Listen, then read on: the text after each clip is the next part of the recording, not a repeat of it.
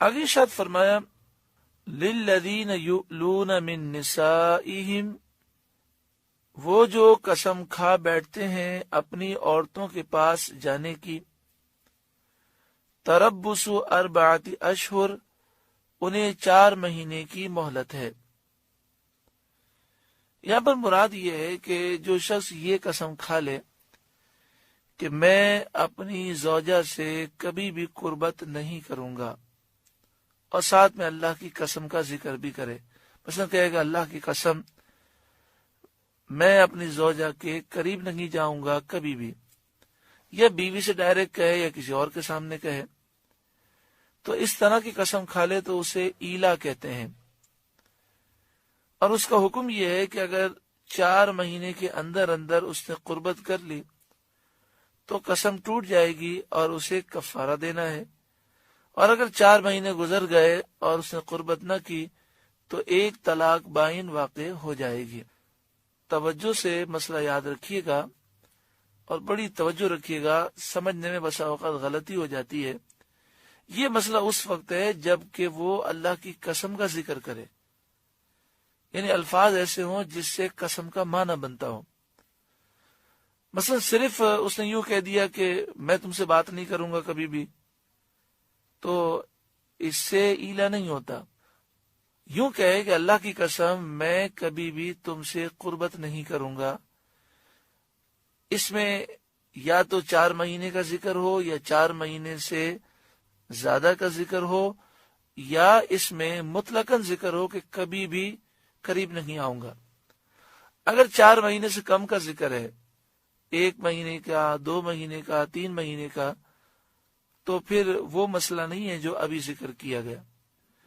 اچھا، اسی طرح ایسا بھی ہوتا ہے کہ میاں بیوی کے درمیان ناراضگی ہو جاتی ہے، اور بسا اوقات عورت جو ہے وہ میکے چلی جاتی ہے، 1 سال تک وہ ایک دوسرے سے دور رہتے ہیں، پھر ان میں صلح ہوتی ہے تو لوگ سمجھتے ہیں کہ طلاق واقع ہو گئی۔ وہ غلط فہمی اس وجہ سے کہ انہوں نے ایلا کے مسئلے کو صحیح سمجھا نہیں ہے۔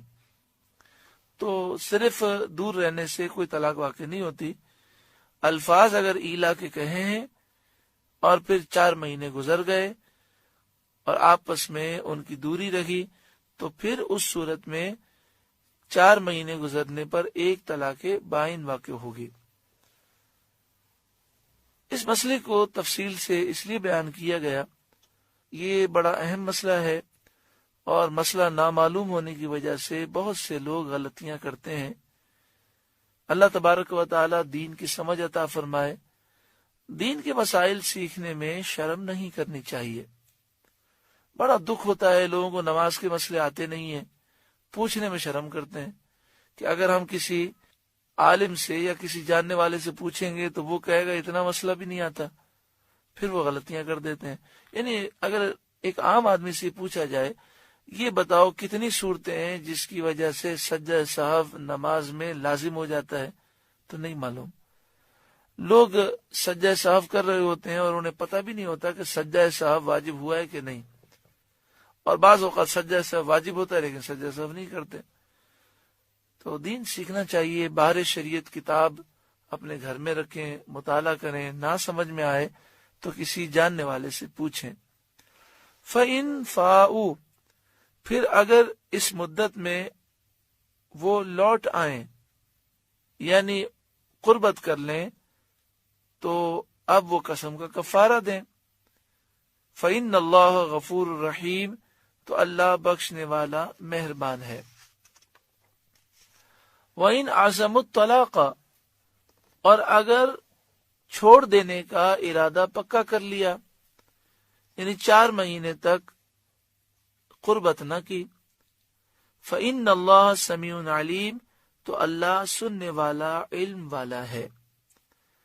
میں اس مسئلے کو پھر ریپیٹ کر رہا ہوں کہ یہ مسئلہ اس وقت ہے جب اس نے قسم کھائی ہو اور پھر 4 مہینے گزر جائیں تو یہ معاملہ ہے۔